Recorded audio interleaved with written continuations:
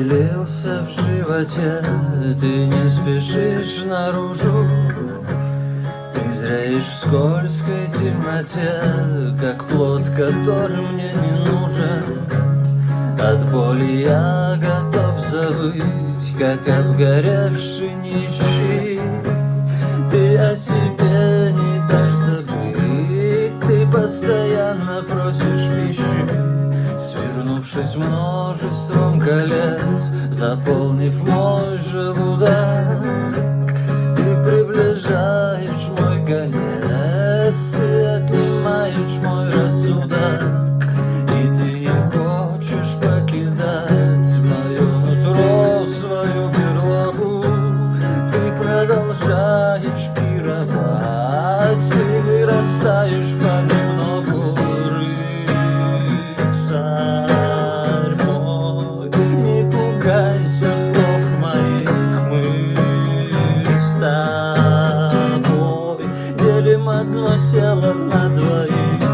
Я тоже не всем доволен, в нашем футляре кожаном продумывать путь на волю.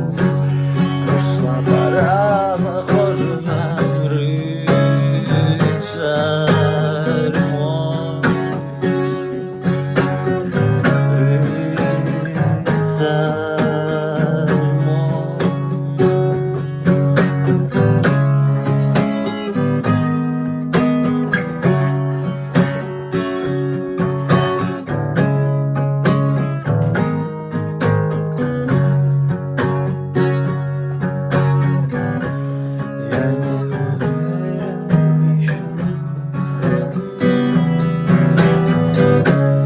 Я не уверен был еще, что стать смогу свободным, но робко веря в свой расчет, я оставлял тебя голодным.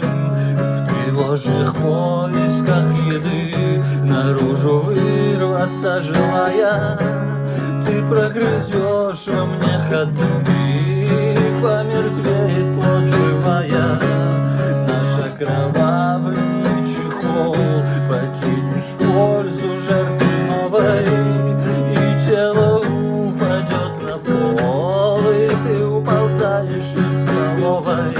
Второй этаж, открыт балкон, и цвета кофе с молоком, а я завис под потолком, так непривычно и легко. Рыцарь мой, не пугайся слов моих, мы с тобой делим одно тело на двоих.